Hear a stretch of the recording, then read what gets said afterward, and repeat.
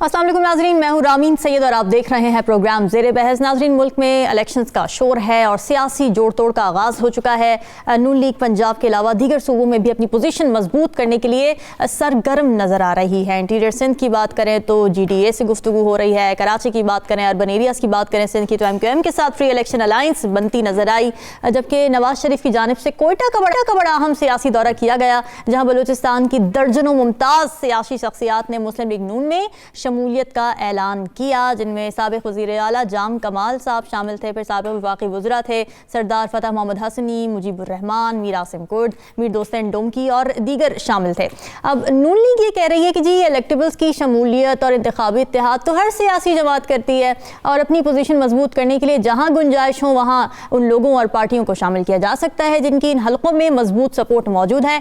मगर peoples party Noon league के electables की तलाश को सियासी कमजोरी करार दे रही है। Chairman peoples party Bilawal Bhutto Zardari ने एक प्रेस कॉन्फ्रेंस में कहा कि जी नून लीग के लिए लाहौर में चूंकि मुश्किलात हैं, इसलिए उन्हें दूसरे सूबों पर फोकस करने का मशवरा दिया गया है। मियाँ साहब इक्का दुक्का सीटों के लिए बलूचिस्तान जाने की तकलीफ उठा रहे हैं, बेहतर है कि पंजाब पर ही फोकस करें। तो प्रोग्राम के पहले हिस्से में हम यही सवाल तजियाकारों के सामने रखेंगे कि नून लीग की प्री इलेक्शन अलायंसेस और इलेक्टिव पार्टी में शमूलियत एक सियासी ज़रूरत है या फिर सियासी कमज़ोरी की अलामत है। हमारे साथ मौजूद हैं सीनियर तजियाकार नजम साकिब साहब, राव खालिद साहब इस्लामाबाद स्टूडियो से हमारे साथ मौजूद हैं, जबकि MD ताहिर जरवाल साहब भी हमें ज्वाइन कर रहे हैं। आप सभी का बहुत शुक्रिया। नजम साकिब साहब, कहा जा रहा था नून लीग की जानिब से कि जी पार्टी हमारी बहुत मजबूत है, मियाँ साहब वापस आएंगे, तगड़ा सा बयानिया बनेगा और फिर मामला स्मूथ हो जाएंगे, लेकिन फिर अब इधर उधर देखना, इलेक्टेबल्स की तलाश, उन लोगों को वापस पार्टी में बुलाना जिन्होंने 2018 में छोड़ दिया था पार्टी को, कैसे देख रहे हैं आप इसको? आपने रामीन बिल्कुल ठीक कहा, आपने एक लफ्ज़ इस्तेमाल किया, ज़रूरत। मेरे ख्याल में ये सियासी कमज़ोरी नहीं है इलेक्टेबल्स को ढूंढना, ये सियासी ज़रूरत है। अब बलूचिस्तान के बाद एक डोल डाला गया बलूचिस्तान में, जिसमें आपने बताया कि 30 से ज़्यादा इलेक्टेबल्स जो हैं, तो नज़र क्या आ रहा है? नज़र ये आ रहा है कि अब सिंध जाया जाएगा, वहाँ भी डोल डाला जाएगा, जितना पानी आ सकता है हत्तुल मकदूर उसको लेने की कोशिश की जाएगी। ठीक है। मेरे ख्याल में जो एक पुराना सिलसिला था ना कि जब इलेक्शन आते थे तो हम देखते थे कि जलसे हो रहे हैं, जुलूस हो रहे हैं, सियासी लीडर जो हैं वो ट्रेन मार्च कर रहे हैं, वो जगह जगह बसों में जाते हैं, तमाम किस्म के जो पहले यानी पुराने MNAs MPAs, और वो आवाम को बताते हैं अपना बयानिया कि देखिए जी आपने नून को वोट देना है, PPP को वोट देना है, इस्लामी जमात को वोट देना है, और इस दफ़ा जब आप हमें वोट देंगे तो हम ये चीज़ें करेंगे जी। मेरे ख्याल में हुआ ये है इस दफ़ा कि सियासत करना ज़रा आसान हो गया है। अच्छा, वो इस तरह से कि बजाय इसके कि ट्रेन मार्च करें आप कराची तक, पिंडी से लेके या सियालकोट से लेके कराची तक जाएं या कोयटा जाएं आप बसों के ज़रिए वगैरह वगैरह, या बहुत सारे जलसे जुलूस करें, आपको बस ये यकीन दहानी होनी चाहिए कि हम जीत रहे हैं। तो उसका क्या आसान तरीका है? आपको यकीन दहानी हो गई कि पार्टी तो हमारी आ रही है, अगली हुकूमत हमारी है और अभी इलेक्शन हुए नहीं है, हमें यकीन दहानी हो गई, अब आसान हो गया। जहाज में आप बैठे, आपने बाकी अपने दोस्तों को साथ मिलाया और चले गए एक जगह पे जहाँ पे पहले से ही कुछ चिड़ियाँ, कुछ शिकरे, कुछ शाहीन, कुछ बाज वगैरह, कुछ कबूतर जो हैं वो तैयार हैं कि इस जाल में वो अपनी मर्जी से आएंगे। ये तो बहुत आसान हो गई सियासत। अब ये कि जी जो नून का हिसाब किताब है, मुझे लगता है उनका रास्ता जब से हमवार हुआ है, और इस यानी ज़ेरे बहस प्रोग्राम में हम सब ने मिलके इसको पहले से ही बता दिया था कि रास्ते हमवार होते चले जा रहे हैं, एक एक रुकावट निकाली जा रही है। आज मैंने सुना कि फवाद साहब को भी बरी कर दिया गया, फवाद हसन फवाद हमारे बड़े प्यारे दोस्त हैं, उनको भी बरी कर दिया गया, उनके साथ बाकी लोगों को भी बरी कर दिया गया। एक एक करके जो है वो चीज़ें, रुकावटें, पत्थर हटाए जा रहे हैं। इसका मतलब है कि जो यकीन दहानी उनको कराई गई है या उनको हो गई है या उनको कोई इल्हाम टाइप चीज़ हो गया कि इस दफ़ा हुकूमत उनकी है, तो उनको ज़्यादा तरद्दुद करने की मुझे लगता है कि ज़रूरत जो है वो नहीं है। उनको ज़्यादा तकलीफ़ करने की, कोई दुश्वार गुजार जो है वो रस्तों पे चलने की ज़रूरत नहीं है, हत्ता कि उनको अपना बयानिया बनाने की भी ज़रूरत नहीं है। देखिए ना, हमने सुना वोट को इज्जत दो या इस तरह की कुछ चीज़ आती, अभी तक सामने नहीं आई। अभी तक यही है कि जी इलेक्टेबल्स के पास गए। एक चीज़ लाहौर के बारे में आपने जिक्र करना बड़ा ज़रूरी है। जी जी। देखिए, मेरे ख्याल में नून लीग को पहले सबसे होता है ना, इम्तिहान जब आए पर्चा देने लगे तो सबसे पहले आसान सवाल हल करते हैं, आसान सवाल हल करते हैं ताकि मुश्किल के लिए टाइम आपके पास हो। मुझे लगता है कि लाहौर में कुछ है ऐसा जिसकी वजह से कि पीपल्स पार्टी की तरफ से बयान आया है। पंजाब में, सेंट्रल पंजाब में खास तौर पे, जनूबी पंजाब में तो है ही, सेंट्रल पंजाब में कुछ लगता है कि कुछ उनका मुकाबला होगा, उनको अच्छा। इस तरफ तवज्जो देनी चाहिए। और याद रहे कि ताहिरुल कादरी साहब भी वापस आ रहे हैं, इस्तेहकाम पाकिस्तान पार्टी तो आ चुकी, और लगता यही है कि तहरीक लब्बैक पाकिस्तान भी कहीं पर तोल रही है आने के लिए। इसका क्या मतलब है कि अखाड़ा सजने ही वाला है। तो मेरे ख्याल में नून लीग को इस वक्त सबसे पहले अपने स्ट्रॉन्ग होल्ड, जो सो कॉल्ड उनका स्ट्रॉन्ग होल्ड है पंजाब, उसकी तरफ तवज्जो देनी चाहिए।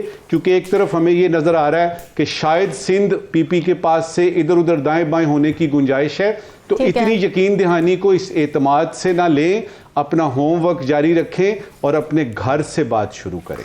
ठीक है राव खालिद साहब, ये बात, आप इस बात से एग्री करते हैं कि अवामी सियासत से ज़्यादा अब यकीन दहानियों की सियासत हो रही है, सियासी सियासत हो रही है, और क्या यही वजह है कि नून लीग को पंजाब से उस तरह की अच्छी हवाएं नहीं महसूस हो रही, अच्छी हिंट्स नहीं मिल रही हैं, और यही वजह है कि वो अब इधर उधर देख रहे हैं, मुख्तलिफ सूबों में जा रहे हैं, मुख्तलिफ पार्टीज़ के साथ प्री इलेक्शन अलायंसेस बना रहे हैं? जी, वो अवाम के अलावा हर दरवाज़ा खटखटा रहे हैं। अगर अवाम के साथ उनका कोई राब्ता होता, कोई अवाम पे उनको एतमाद होता, तो वो ये ना करते। उनको अवाम पे एतमाद नहीं है, इसलिए वो अवाम के अलावा हर दरवाज़ा खटखटा रहे हैं। तो इसीलिए अवाम पे एतमाद नहीं है, अवाम को उन पे एतमाद नहीं हो रही है। वो रेसिप्रोकल होता है ना जी। ये तो आपने अवाम का एतमाद खोया है, तो फिर आपको पता, आपको ये बड़ी बात है, इनको इदराक है कि अवाम को हम पे एतमाद नहीं है। तो दोनों सूरतों में बात वही हो जाती है कि अवाम से उनको कोई तवक्को नहीं कि उनके साथ कोई बहुत अच्छा सलूक करेंगे वो। इसलिए वो हर जगह पे जा रहे हैं, ये आर्जी बंदोबस्त कर रहे हैं।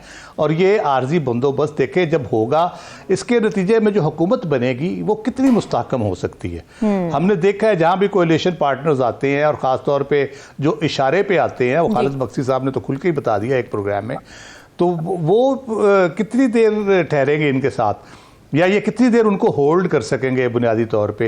ये होता ये है कि हम देखते गली मोहल्ले में बारिश होती है, ये गटर उबल पड़ता है, तो पानी खड़ा होता है ना, तो हम ईंटें ढूंढ के पत्थर छत्तर रख के गुजरने का रास्ता एक बनाते हैं, कपड़े बच जाए, इससे गुजर जाए। जब वो खुश्क हो जाता है ना पानी, उसके बाद हम खुद ही उठा के ईंटें ऐसे फेंकते हैं जैसे अब बेकार है, इनकी जरूरत ही, हालांकि किसी वक्त वो बहुत जरूरी होती है हमारे लिए। तो ये इस किस्म का अरेंजमेंट जब हम करते हैं ना, तो फिर ये ईंट रोड़े पता नहीं कहाँ चले जाते हैं, इनको उठा के फेंकना पड़ता है, या उठा के ले जाता है, गली में पड़ती है, फिर हम देखते हैं दोबारा पानी आता है, तो हम उसमें से कैसे गुजरेंगे। तो बुनियादी तौर पे जो एक बयानिया होना चाहिए, या एक नजरिया होना चाहिए, या एक कोई प्लान होना चाहिए, वो तो है नहीं इनके पास। ले दे के मुआशी प्लान एक हमारे सामने आया, जो मियाँ साहब ने अनाउंस किया है कि एक और एमनेस्टी देंगे, जो भी इन्वेस्टमेंट करेगा उससे किसी से पूछा नहीं जाएगा। तो भाई IMF कल यहाँ बैठा क्या कर रहा था, या FATF से आप निकले हैं तो किस लिए निकले हैं। तो इन चीज़ों से ये मामला ठीक नहीं होते।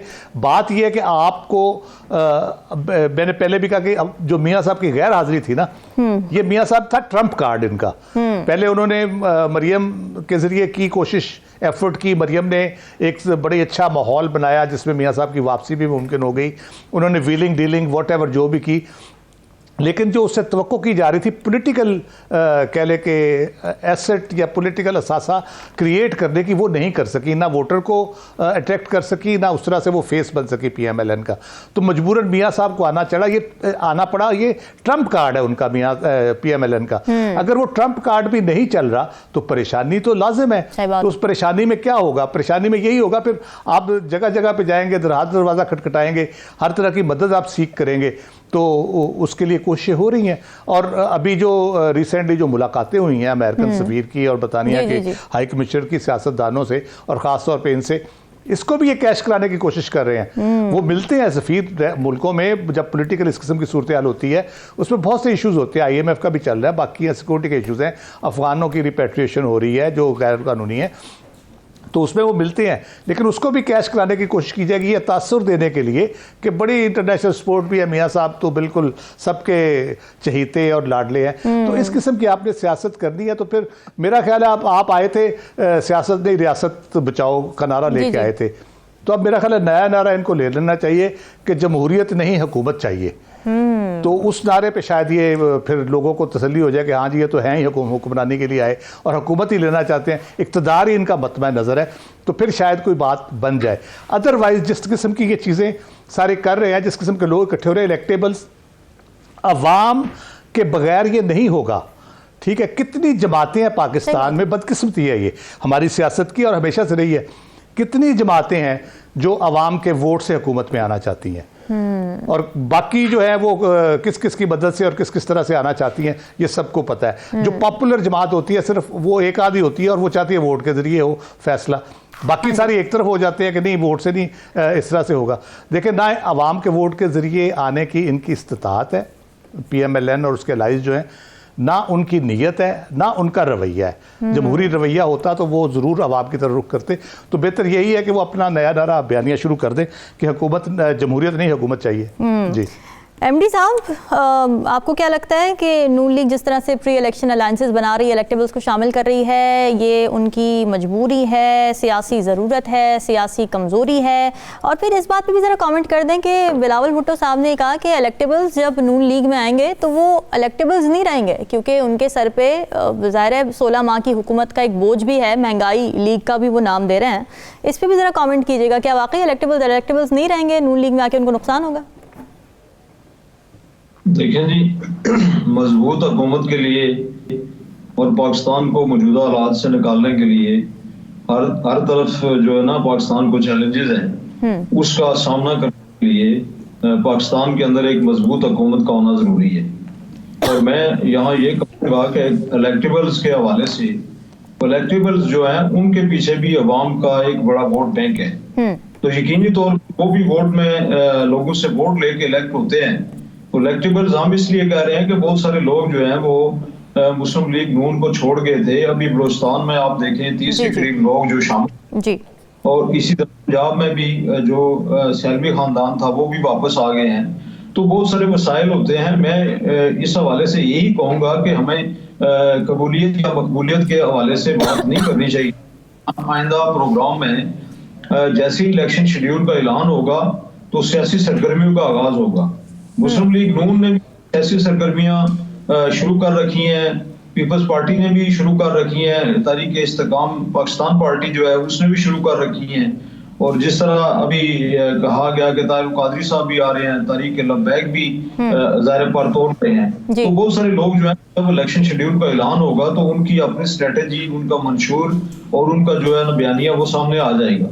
और हमने देखना यह है कि इलेक्शन में 8 फरवरी को फिर फैसला तो लोगों ने करना है। यहाँ यकीन दहानी ना करवाने की जो बातें हैं, मैं तो अपने हद तक ये समझता हूँ कि इसमें हमें अगर पाकिस्तान में जमहूरियत का वजूद जरूरी है और जमहूरियत ने अगर बगा पकड़नी है या पाकिस्तान में जो भी हमारे मसाइल हैं उनको हल करने के लिए पाकिस्तान में मजबूत हुकूमत का होना जरूरी है। और उसके लिए यकीनी तौर पर हमें बलूचिस्तान की भी जरूरत है, हमें सिंध की भी जरूरत है, हमें KPK में भी ज़ाहिर है वो मुस्लिम लीग नून के जो कायदीन हैं वो अपनी स्ट्रेटेजी करेंगे। तो यहाँ बिलावल भुट्टो जरदारी साहब को जो बयान है मैं उसके हवाले से यही कमेंट्स करना चाहूंगा कि बिलावल साहब चूंकि सियासी मैदान में अभी ये लोग उतर गए हैं, अब ज़ाहिर ये तो अभी आगाज है कि इलेक्टेबल्स जो है वो इलेक्टेबल्स नहीं रहेंगे, इस तरह की बात हो जाएगी, उस तरह की। अभी आगे आगे आप देखेंगे कि एक दूसरे बहुत सारी बातें जो हमने माजी में भी सुनी है और अभी भी इलेक्शन कैंपेन के दौरान वो इस तरह का रवैया अख्तियार होगा कि जो PDM की हुकूमत में अलायंस था, उस अलायंस में बिलावल भुट्टो साहब वजीर खारजा पाकिस्तान थे और शहबाज शरीफ सदर नून लीग है वो वजीर आजम पाकिस्तान थे। तो उस वक्त जो है ना, अब ये नहीं कहा जा सकता कि उसका खमियाजा जो है वो सिर्फ नून लीग भुगतेगी, उसमें पीपल्स पार्टी भी शामिल होगी, उसमें JUI भी शामिल होगी और दीगर अलायंस के जो लोग वो भी शामिल होंगे। तो इन सब को जो है ना वो सियासी स्टंट के तौर पर एक दूसरे के खिलाफ बयानबाजी चलती रहेगी। ठीक है नाज़रीन, डिस्कशन का सिलसिला जारी है, वक्त हुआ, stay with us.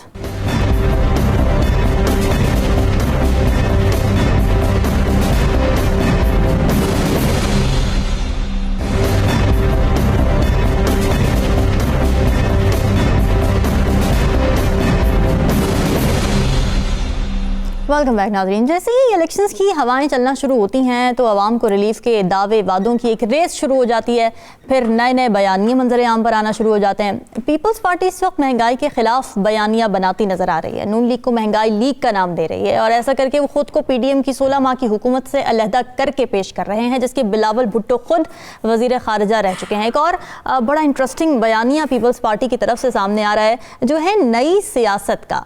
Chairman peoples party Bilawal Bhutto Zardari इन दिनों जलसों में ये कहते हुए नजर आ रहे हैं कि जी पाकिस्तान की तरक्की की सबसे बड़ी दुश्मन पुरानी सियासत है।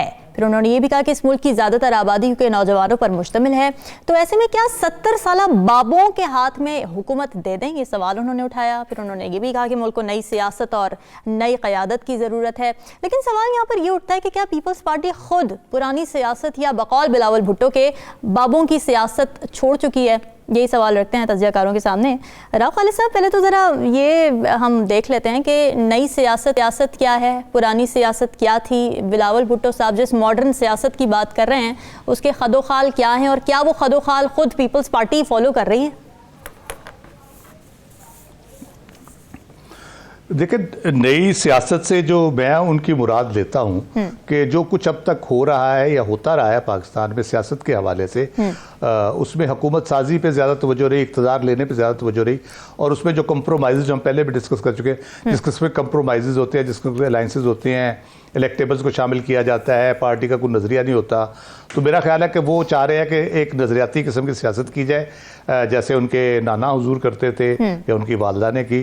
एक नज़रियाती सियासत की तरफ जाया जाए और अवाम के ऊपर इत्तमाद किया जाए, और अवाम जिसके हक़ में फ़ैसला दें, अवाम जिस तरह से करे, उसके बुनियाद के ऊपर जो है ना पाकिस्तान की मुस्तकबिल की हुकूमतों का, पाकिस्तान के मुस्तकबिल का फ़ैसला हो।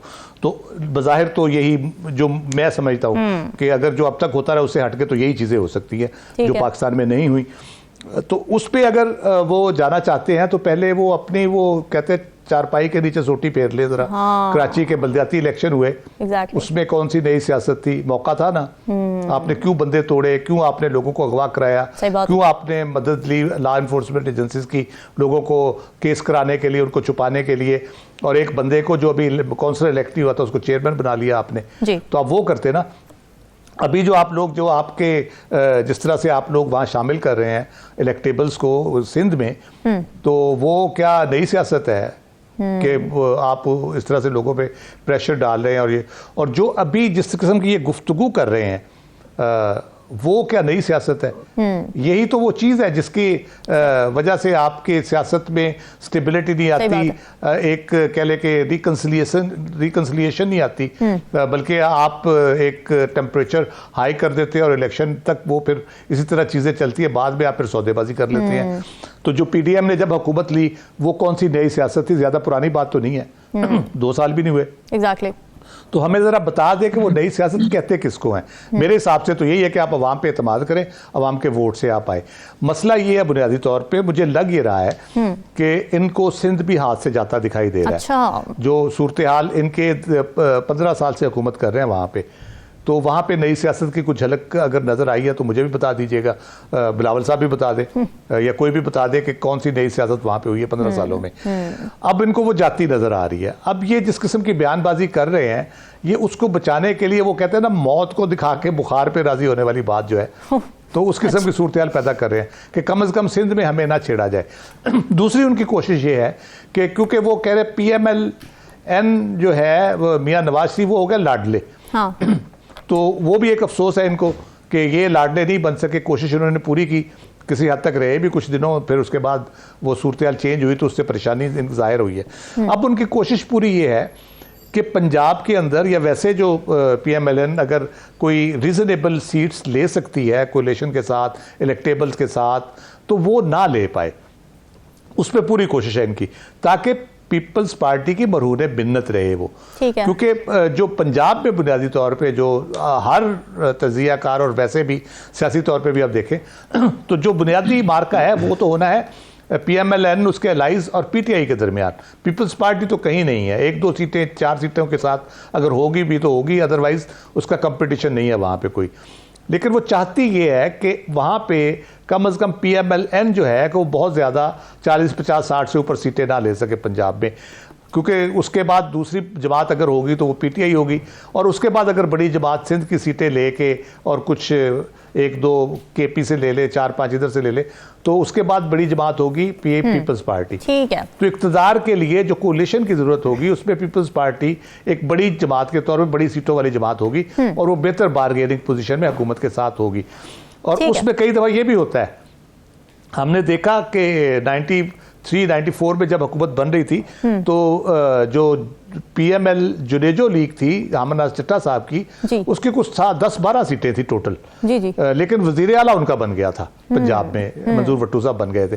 तो इसी तरह से ये मरकज में भी गेम हो सकती है अगर ऐसी सूरत हाल पैदा होती है जहां पीपल्स पार्टी के बगैर हुकूमत नहीं बन रही, तो पीपल्स पार्टी उस बारगेनिंग पोजीशन में आ सकती है कि वो अपना प्राइम मिनिस्टर तजवीज करे कि हमारा प्राइम मिनिस्टर लीजिए। ठीक हो गया, ठीक है। तो इस किस्म की सूरत हाल में अभी तो सिर्फ ये कह रहे पोजीशनिंग जिसको कहते हैं ना। जी ठीक है। अब मुझे आगे और भी पार्टिसिपेंट्स की जरा ओपिनियन ले लेने दें। नजमुल साकिब साहब, ये जो कह रहे हैं बिलावल भुट्टो के बाबों की सियासत छोड़नी पड़ेगी हमें, क्या पीपल्स पार्टी के अंदर से बाबों की सियासत निकल चुकी है? क्या वो सदर जरदारी, जो पीपल्स पार्टी के सदर हैं जरदारी साहब, उनके इन्फ्लुएंस से मुकम्मल तौर पर बाहर निकल चुके हैं? क्या बिलावल भुट्टो जरदारी इस वक्त अपने जहन से, अपनी सोच से प्योरली अपने तौर पे डिसीजंस ले पा रहे हैं पार्टी के या सियासत के?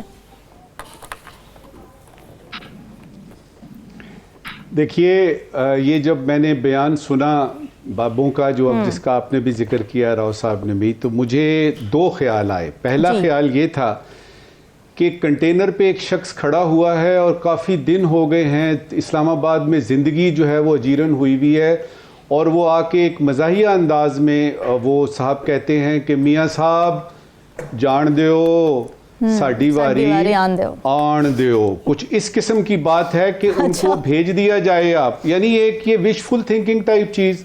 जो दूसरा ख्याल आया वो ये कि मैं चूंकि ज़रा पॉलिटिकल साइंस का और इसका स्टूडेंट हूँ, साइकोलॉजी का, तो मुझे ख्याल आया कि ये कौन से बाबे हैं, क्योंकि रामीन 3 किस्म के बाबे होते हैं। एक बाबा होता है वो जो उम्र के लिहाज से बाबा होता है, ठीक है।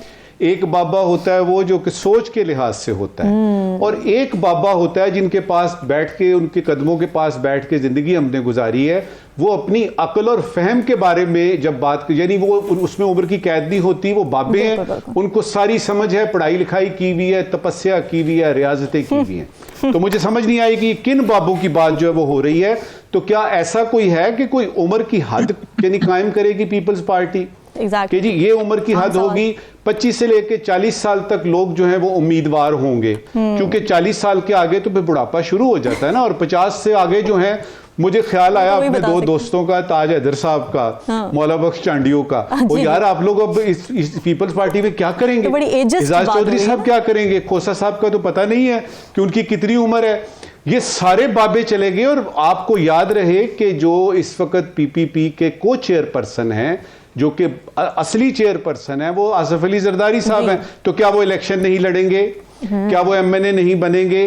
क्या उनको कोई वजारत नहीं मिलेगी? वो क्या करेंगे? तो मुझे ये बताइएगा कि ये जो बाबे हैं, ये अगर आपने दूसरी जमातों से निकाल ले तो अपनी जमात के रखेंगे? दूसरा सवाल कि आपने जितने बाबे और बाबियां हैं जो आपके वोटर्स हैं, आपने उनको मैसेज क्या दिया है? भाई अगर बाबे घर बैठ गए तो उम्मीदवार ही बाबे तो नहीं है, मेरे जैसे भी बाबे हैं जिन्होंने जाके लाइन में खड़े होकर वोट देना है। तो आपने तमाम बाबे बाबियों को यह मैसेज दिया है कि जी आप लोग घरों में बैठे, आप लोगों के बगैर सियासत चल रही है। देखिए, एक बाबे ने एक जगह कहा था कि बात को पहले तोलो और फिर बोलो। ये भी एक बाबे ने कहा था। मेरी ख्वाहिश होगी कि बिलावल जरदारी साहब और बाकी जितने भी लोग इस वक्त मैदान में आए हैं, सिर्फ बयानबाजी ना करें, क्योंकि आज की जो अवाम है, जो इस वक्त की अवाम है, .com अवाम मैं उसको कहता हूं, .com अवाम, उसके पास सेल फोन है, इंटरनेट है, और उसको सारा कुछ समझ आती है। और वैसे ही जो अक्लो फहम है मेरे गांव में, मेरे देहातों में जो है वो ज्यादा है शहरों से। बेवकूफ ना बनाएं, बात करें इसकी कि हम आएंगे तो अवाम के लिए करेंगे, और इस दफा जो हम वादा करेंगे वो हम ये चक्कर चलाने के जी बाबे जाके घर बैठ जाएं, इसमें मुझे लगता है कि किसी बाबे ने इनको समझाया नहीं है कि बात कैसे की जाती है। अभी इलेक्शन में रामीन वक्त है, अपनी बात करते हुए जरा एहतियात से काम कीजिए, एहतियात से काम लीजिए, क्योंकि आपने वोट अवाम से लेने हैं और ये तस्वुर में ना लाइए कि फैसले हो चुके हैं। अगर तो फैसले हो चुके हैं और आपको पता लग गया है कि फलानी पार्टी हुकूमत बनाएगी, हमारी पार्टी इतने वोट लेगी, तो ये जलसे जुलूस करने की आप जहमत क्यों कर रहे हैं? तो मुझे उसमें एक इनहेरेंट कॉन्ट्रडिक्शन नजर आ रही है। बात करने से पहले आदमी को सोचना चाहिए और शिकायतें ना करें। हाँ, ये बड़ा जरूरी है कि जी इलेक्टेड होने चाहिए, सिलेक्टेड नहीं होने चाहिए। ये शिकायतें हम कब से सुन रहे हैं। आपको और अंग्रेजी के इस यानी मुहावरे पे खत्म करते हैं अपनी बात जी। देखिए जो मैदान बना हुआ है ना, उसमें ये है, एक बहुत पुराना मुहावरा है कि do in Rome as the Romans do. बजाय इसके कि वो कहें कि इलेक्टेबल्स वो ना लें, आप खुद लेने की कोशिश करें। आपको किसने रोका है? सही बात। आप क्यों नहीं इलेक्टेबल्स देते? क्योंकि जो मकसद हयात नजर आ रहा है इस वक्त सियासी पार्टियों का, वो है कि जी इलेक्शन होंगे, हमने ज्यादा से ज्यादा सीटें लेनी है। तो सीटों लेने की बात करें, बेचारे बाबे आपने बीच में खामखा खराब कर दी है अपनी पार्टी के भी और वो अपने डिस्क्रिमिनेटरी रिमार्क्स है। बिल्कुल ठीक है। एमडी साहब, बाबुओं की सियासत के बारे में आपका क्या ख्याल है? आप कैसे देख रहे हैं इस कमेंट को? और दूसरा ये कि ज़ाहिर है जो बयानियां बना रही है पीपल्स पार्टी, अपने आप को अलहदा कर रहा है ना 16 माह की हुकूमत से, महंगाई लीग का नाम दिया जा रहा है, इस तरह की तनकीद हो रही है। ये तो सूट नहीं करता। ज़ाहिर है जो आवाम है जिसने वोट देना, उनको तो पता है कि 16 माह में कौन कौन वज़ीर खारिजा था, कौन वज़ीर ख़जाना, सब पता है उनको। तो ये बेवकूफ़ तो नहीं बनाया जा सकता। बिल्कुल ठीक है, अवाम को बेवकूफ नहीं बनाया जा सकता। अभी बहुत दूर की बात नहीं है कि भुट्टो जरदारी साहब का एक बयान शहबाज शरीफ के हवाले से आया था। जी जी। उन्होंने कहा इनसे ज्यादा मेहनती कोई वजीर आजम नहीं देखा, जितना करीब देखा है। शीरो शक्कर हुए। आज वो अगर महंगाई लीग कह रहे हैं तो इसमें नून लीग ही जिम्मेदार नहीं होगी, पीपल्स पार्टी भी जिम्मेदार होगी। और जब लोग जवाब मांगेंगे तो वो इसमें फर्क नहीं रखेंगे कि नून लीग से पूछा जाए कि वजीर आजम उनके थे। अब वजीर खारिजा पाकिस्तान के जो खारजा पॉलिसी है, अगर उसके हवाले से वो क्रेडिट लेंगे तो पाकिस्तान जो डिफॉल्ट होने से बचा है उसका क्रेडिट भी नून लीग लेगी। और जहां तक ये बात अभी बाबू की चल रही है, तो मैं यहाँ पे ये आपको बताना चाहूंगा कि हर शुबा है जिंदगी में उम्र की एक हद मुकर्रर होती है, लेकिन एक वाहिद ऐसा शुबा है, ऐसा मैदान है कि जिसमें उम्र की कोई हद नहीं है। और उसमें जब बंदा अल्लाह ताला की तरफ चला जाता है तो फिर उसकी सियासत खत्म हो सकती है। वरना जिंदगी में मैंने भी जो देखा है पाकिस्तान की तारीख में, आप कायम अली शाह साहब से लेकर आप खुर्शीद शाह साहब और बाकी जितने लोग हैं, बिलावल भुट्टो साहब के इर्द गिर्द आप देखें, आपको सब बाबे ही नजर आएंगे। तो इस तरह की करने से पहले ये बात जो नजम साहब ने भी कही है कि पाकिस्तान में जो वोटर हैं, जाहिर है उनकी हद भी मुकर्रर नहीं है कि एक वोटर जो है वो 60 साल की उम्र से ज्यादा जो है वो वोट नहीं डाल सकते। उसके लिए तमाम वोटर जो है वो काबिल इज्जत हैं, काबिल एहतराम हैं। और आपने अगर अवाम से रिजू करना है, अवाम का मैंडेट लेना है, तो आपको इस किस्म की स्टेटमेंट नहीं देनी चाहिए। और इस से ठीक है, अच्छी बात है, नौजवान नस्ल को भी सामने आना चाहिए, नौजवान क़यादत को भी सामने आना चाहिए, लेकिन उसके लिए अलग से पैटर्न रखें। आप किसी को माइनस किसी को प्लस करें, ये बात तो सियासत में नहीं हो सकती। वोटर जो भी 18 साल का है तो उसका भी वोट है, और जो 70 साल का बाबा है उसका भी वोट है। तो जब वोट जिसके ज्यादा होंगे वही इलेक्ट होगा। तो इसमें इस तरह की बातें जो है ये यकीनी तौर पर मैंने पहले एक प्रोग्राम में भी कहा था कि अभी आने वाले वक्तों में ये इसमें सियासी जो चपकलश है या सियासी माहौल जो है ये इससे ज्यादा गर्म होता हुआ मुझे दिखाई देता है। क्योंकि अभी बिलावल भुट्टो साहब का मैं बयान यहाँ कोट करूं कि उन्होंने कहा है कि किसी एक को दूसरी बार या चौथी बार वज़ीर आज़म बनाने से पहले मुझे वज़ीर आज़म मुझे मौका दें, मैं आपको मायूस नहीं करूंगा। आप ये देखें, ये तो बिलावल साहब भी करवा रहे हैं। अब ये अलग बात है कि उनको यकीनदानी मिल रही है या नहीं मिल रही है, ये तो अभी इलेक्शन के चीजें सामने आएंगी तो उसके बाद पता चलेगा। लेकिन जो हालात बता रहे हैं इस वक्त, वो ये नजर आ रहा है कि इस वक्त पाकिस्तान में मुस्लिम लीग नून जो है वो एक बड़ी पार्टी के तौर पर आगे आ रही है। ठीक है, ठीक है नाज़रीन, डिस्कशन का सिलसिला वक्त एक ब्रेक का, स्टे विद अस।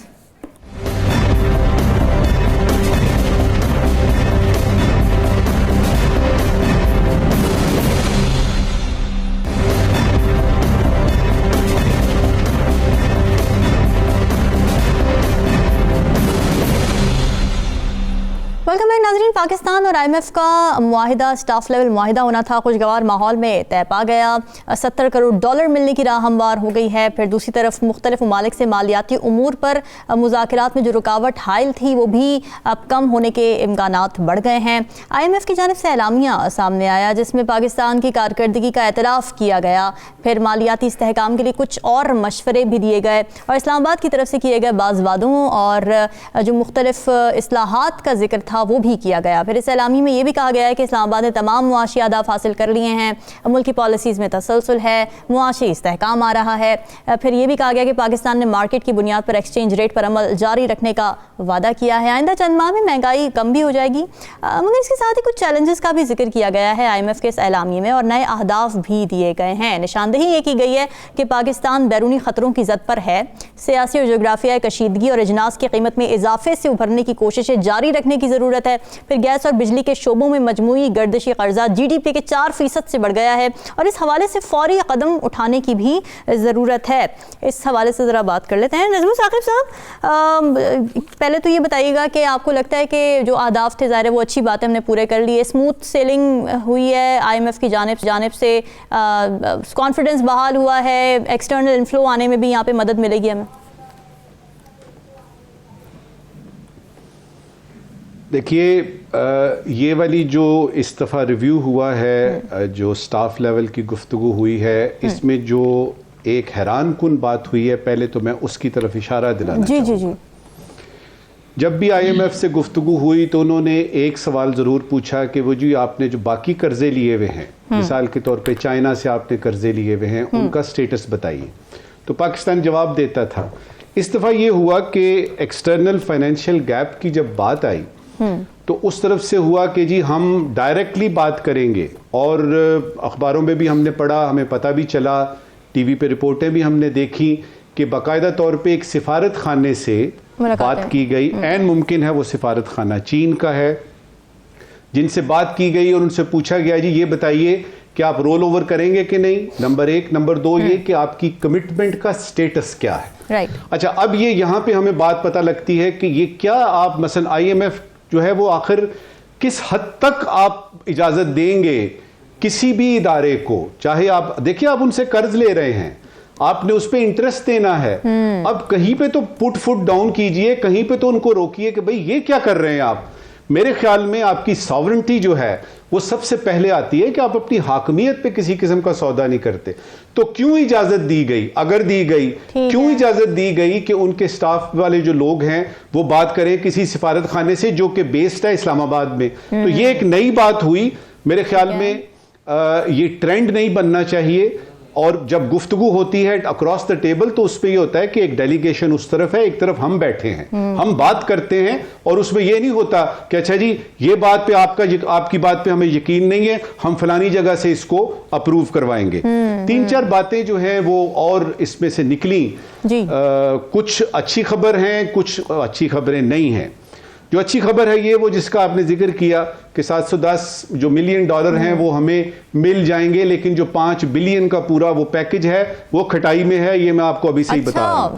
आइंदा आने वाली हुकूमत उनके साथ डील करेगी, कैसे करेगी, ये खटाई में है अभी तक। उसके साथ हमने जो बॉन्ड्स कैंसिल कर दिए हैं उसको मशकूक कर दिया है। सिचुएशन कुछ अजीबोगरीब सी हो गई है। 9,415 बिलियन ये टैक्स लेने का हदफ हमने माना है। कैसे लेंगे, क्या करेंगे, अल्लाह जानता है। क्रिस्टीना जॉर्जिया जो हैं, जो उनकी चीफ हैं, उनका जब बयान आया पहले उन्होंने बताया जी कि सब चीजें हालात ठीक हैं, 1 हफ्ते में ये सारा कुछ हो जाएगा, जो कि हो गया। उन्होंने कहा जी कि आपकी जो टैक्स टू GDP रेशो है वो आपकी 12% के करीब है, उसको कम से कम 15% करेंगे तो बात आगे बढ़ेगी। अब ये 15% होगी कैसे? उसके लिए उस खातून ने, जो कि जाहिर है कि इकोनॉमिक्स की माहिर खातून है और इस किस्म के फिस्कल मामलात की चैंपियन है, उसने एक फिक्रा बोला जो मैं यहाँ दोहराना चाहता हूँ, और ये हम आपके प्रोग्राम में कई दफ़ा कह चुके हैं, मैं और राव साहब। उसने ये कहा कि जो टैक्स दे सकते हैं उनसे टैक्स लें जी, जो टैक्स दे सकते हैं। इशारा किस तरफ था? इशारा उन लोगों की तरफ था जो हम कई दफ़ा इसी यानी सीट पे बैठ के कह चुके हैं कि वो लोग जो टैक्स नहीं देते उनसे क्यों नहीं टैक्स लेते आप? Why do you have to cut a sorry figure all the time कि जी हम ये कर देंगे, हम कर देंगे, हो जाएगा। आप लेते क्यों नहीं है टैक्स? और फिर जो सब्सिडी की बात है कि वो, और उससे भी आपको पता है 2,500 अरब की एक रकम है हर सालाना जो है वो यानी आती है, सब्सिडीज देते हैं। आप क्यों देते हैं भाई आप? तो उसमें ये वाली चीजें हैं जो आइंदा आने वाली हुकूमत को जो है वो बर्दाश्त करनी। अच्छी खबरें क्या हैं? निगरान हुकूमत ने ऐलान किया है कि वो कोई नया टैक्स नहीं लगाएगी, एक अच्छी खबर है। बुरी खबरें क्या हैं कि बिजली और गैस, इसकी कीमतें जो अभी अभी बढ़ रही हैं ये मजीद बढ़ेंगी। ये बुरी खबरें हैं। अब मुझे जो इसमें नजर आ रहा है, एक बयान पहले बता देते हैं आपको इनका, कि जो वजीर खजाना ने दिया, उन्होंने एक ऐसी खबर सुनाई जो आज पे भी लागू होती है और जो आने वाली हमारी नस्लें हैं वो भी देखेंगी। उन्होंने फरमाया कि IMF के चुंगल से हम निकलते हुए नजर नहीं आ रहे। मतलब क्या है कि इसी तरह से ठोकरें खाते खाते हम कर्जा लेंगे, कर्जा उतारने के लिए कर्जा लेंगे, अपने फॉरेक्स का हिसाब किताब ठीक करने के लिए कर्जा लेंगे, IMF से लेंगे तो बाकी दोस्त ममालिक भी देंगे। तो ये सिलसिला जो है ये चलता रहेगा। इसमें आइंदा आने वाली हुकूमत के लिए ज्यादा मसाइल हैं। मिसाल के तौर पे आपका SIFC जो है उसको कहा गया जी कि क्लाइमेट रेजिलिएंट करें। ये एक ऐसी मुश्किल सी चीज है, PSDP को आप क्लाइमेट रेजिलिएंट करें। अब ये वो शराइत हैं जो निगरान हुकूमत ने मान ली हैं, कर लेंगे, लेकिन थोड़ी देर बाद तो आपने होना ही नहीं यहां पे। तो जो भी नई हुकूमत आएगी वो करेगी क्या? तो उसमें ये जो बयान आपने दिया है कि IMF से निकलना मुश्किल नजर आता है, हल तो आपने इस चीज का करना है कि ये स्यापा खत्म कब होगा, ये किलकिल हमारी खत्म कब होगी। तो मुझे रामीन नजर नहीं आ रहा, ठीक है, मुझे नहीं नजर आ रहा कि IMF से निकलेंगे और ये हालात इसी तरह से चलते रहेंगे। ये जो उन्होंने कहा ना कि जी कोई नया टैक्स नहीं लगाएंगे, अल्लाह करे कि ऐसा ही हो, क्योंकि कह देते हैं करते नहीं है। राव खालिद साहब, एक तो यही सवाल कि ज़ाहिर चुंगल से निकलना क्या वाकई इतना मुश्किल है कि कोई भी इस वक्त गवर्नमेंट फोर्सी भी नहीं कर रहे, कोई भी ओहदेदार फोर्सी भी नहीं कर रहा। और दूसरा ये कि अब ज़ाहिर ये वाला तो हो गया ना स्टाफ लेवल मुआहदा, 70 करोड़ भी आ गए। अब क्या चैलेंजेस है मजीद जो कि अभी आगे आने वाले दिनों में नज़र आएंगे और आवाम को ही सफ़र करना है? देखिए, चैलेंजेस वही है जो पिछले 70-75 साल से हैं। हाँ। अच्छा। हम अपनी इकॉनमी कैसे ठीक करेंगे, अपने पाँव पे कैसे खड़े होंगे। सारे सियासतदान दावे करते हैं, वादे करते हैं। डिक्टेटर्स भी जो आए उन्होंने भी बड़े दावे वादे किए, उनको बड़ा अच्छा माहौल भी मिला, पैसे भी बहुत मिले, ज़िया-उल-हक के दौर में भी, जनरल मुशर्रफ के दौर में भी, जनरल अयूब खान के दौर में भी। लेकिन हम अपनी मईशत को ना रेजिलिएंट बना सके, ना सस्टेनेबल बना सके, ना अपने पाँव पे खड़ा कर सके। अवाम के हवाले से हमने कभी नहीं सोचा जब भी हम मईशत की बात करते हैं। IMF के पैकेज लेके अगर काम चलाना है तो वो तो चल रहा है, वो तो चलता रहेगा। आगे अवाम पिसती रहेगी, ये काम चलता रहेगा। आप हर दफ़ा नए टारगेट लेके आ जाएंगे, नई चीज़ें लेके आ जाएंगे। लेकिन मईशत कब बेहतर होगी? मईशत अगर बेहतर नहीं होगी तो आप भले सारी दुनिया आपको लोन दे दे, आखिर पे आप अपने घर का सामान बेच के, जैसे हम कर रहे हैं, कभी कोई गिरवी रखते हैं, कभी मोटरवे गिरवी रखते हैं, कभी एयरपोर्ट गिरवी रखते हैं, तो फिर इसी तरह से चीज़ें होंगी। तो ये मामला ठीक नहीं होंगे कभी भी। तो IMF के जो है पैकेज लें, भले लें, जितने मर्जी पैकेजेस लें, जितने मर्जी प्रोग्राम करें, लेकिन कुछ हमें बताएं तो सही कि ये मईशत को ठीक करने के लिए आपके पास फार्मूला क्या है, आप किस तरह से इसको बेहतर करेंगे। उनके साथ वादे वईद कर लेते हैं और वो भी कमाल के लोग हैं, इनके वादों पे एतबार करते हैं, ये वादे पूरे नहीं करते। एक आध महीना 6 महीने रूठे रहते हैं, वो फिर पैसे लेगा, अच्छा जी ले लो पैसे, फिर ले लो हमसे। उन्होंने भी कभी ये नहीं किया कि वो करें कि नहीं जी आप ये करेंगे तो हम ये आगे चलेंगे, इससे आगे हमने आगे कदम नहीं रखना। अभी भी जो हुआ है, जितनी कंडीशनैलिटीज इसके साथ हैं, तो मुझे वो एक बड़ी मज़ेदार छोटा सा वाक़या याद आया कि सेंसर बोर्ड फिल्म सेंसर कर रहा था। पूरी फिल्म देखी, उन्होंने बड़ा तारीफ की, उन्होंने कहा कमाल है फिल्म, बेहतरीन फिल्म बनी है, ज़बरदस्त। बस एक छोटा सा मसला है, हीरो के बाल ज़रा लंबे हैं, वो छोटे कर ले। तो अब हीरो के बाल आप छोटे करेंगे तो क्या होगा उस फिल्म का? बड़ी दिलचस्प आपने मिसाल दी है, बड़ी तो इसमें वो ये वाली बात है। अब वो कह रहे हैं कि ये भी करें, ये भी करें, ये भी करें, और उसके बाद क्या कह रहे हैं कि देखिए हालात में मुनसर है कि आपकी इकोनॉमिक रिकवरी होगी, आपकी इन्फ्लेशन ख़त्म होगी कि नहीं होगी, बैनुल अक़वामी हालात कैसे बनते हैं, अशिया सरफ की इंटरनेशनल मार्केट में एक सर्ज आना है तो वो फिर ना आ जाए तो फिर आपको दिक्कत होगी। तो हम तो कर रहे हैं बहरहाल, लेकिन ये चीज़ें भी ज़हन में रखिएगा, यूक्रेन की भी मसला है, इसराइल का भी है, आलमी हालात भी इस तरह के हैं कि कोई टाइटनिंग पोजीशन हो सकती है इकोनॉमिकली तेल की कीमतों के हवाले से। अदरवाइज हमें क्या कह रहे हैं, गैस की कीमत बढ़ा दो, बिजली की कीमत बढ़ा दो, उससे क्या फ़र्क पड़ेगा? उससे सिर्फ आम आदमी पे बोझ बढ़ता चला जा रहा है, उससे हमारी इकॉनमी तो ठीक नहीं हो रही। टैक्स भी जो आप बढ़ाने की बात कर रहे हैं वो बहुत थोड़ा सा बढ़ाने की बात कर रहे हैं। आप टैक्स नेट बढ़ाने की बात करते हैं लेकिन उसकी इंप्लीमेंटेशन के लिए आप प्रेशर नहीं डालते। आप कहें कि जी हम उस वक्त तक नहीं देंगे जब तक आप रिटेलर को नहीं लाएंगे इसके अंदर, टैक्स नेट के अंदर। हम उस वक्त तक आपको अगली ट्रांच नहीं देंगे जब तक आप प्रॉपर्टी सेक्टर जो है आपका जो है लैंड डेवलपमेंट वगैरह उसका सारा वो नहीं आता इसके अंदर, तो उसके बाद ये काम चलेगा आगे, अदरवाइज नहीं चलना। बाकी तो ठीक है, फिर अगले गवर्नमेंट आके एमनेस्टी देगी, हम फिर बैठे होंगे, फिर IMF कहेगा नहीं जी एमनेस्टी क्यों दे दी, लेकिन 2-4 महीने रुके रहेंगे, फिर आ जाएंगे पैसे लेके, ले लें जी। तो इस तरह से मामला नहीं चलते कभी भी। हमें हमारी लीडरशिप को सोचने की ज़रूरत है। IMF को ठीक है उसने देने हैं पैसे व्हाटएवर, वो नहीं चाहते, उनके एम है कि दुनिया में कोलैप्स ना करे कंट्रीज, इकोनॉमिकली वाइबल रहे, प्रॉब्लम ना हो, खासतौर पे एक न्यूक्लियर स्टेट है उसमें कोई इस किस्म का मसला ना हो। लेकिन हम खुद ठीक नहीं करते चीज़ों को, हम अपनी सिमत ठीक नहीं कर रहे, हम अपने मामला ठीक नहीं कर रहे, उस वक्त तक ये ठीक नहीं होगा चाहे IMF से जितने मर्जी कर्जे ले ले। MD साहब, ये बड़ी अहम बात है कि जो ठीक है मुतालिबात नए आ रहे हैं, अहदाफ नए हैं, लेकिन आगे आने वाली जो डेमोक्रेटिक हुकूमतें होंगी उनके लिए सस्टेन करना कितना चैलेंजिंग होगा, बिकॉज डेमोक्रेटिक सिस्टम्स के लिए दूसरे स्टेक्स भी आ जाते हैं अंदर, बिजनेसमैन आ जाते हैं, ट्रेडर्स आ जाते हैं, उनके मुतालिबात, उनकी ख्वाहिशात, फिर ज़ाहिर है आवाम को रिलीफ वाली चीज़ें भी आ जाती हैं कि क्योंकि आवाम के वोटों से आए हैं तो उन पर बहुत ज़्यादा सख्तियाँ नहीं कर सकते। कितना चैलेंज हो सकता है, कितना चैलेंजिंग हो सकता है ये आने वाली डेमोक्रेटिक हुकूमत के लिए?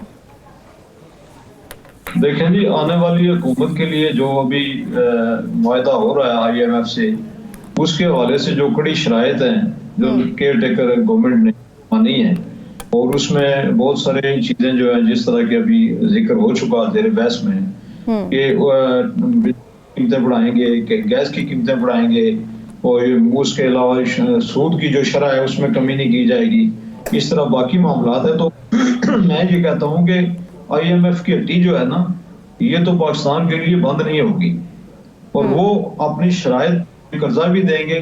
ये ऐसे ही है कि जैसे एक किसी मोहल्ले में एक बड़ा दुकानदार जो है वो किसी को उधार पे सौदा देता है, और जब वो उसका उधार वापस नहीं करता तो वो गारंटी लेके आ जाता है, तो फिर वो कहता है चलो उसको सौदा दें। आप मार्केट से अगर फर्ज करें जी कैश पे चीज लेते हैं तो वही उधार में अगर लेंगे तो उसमें और उसमें बड़ा फर्क होगा।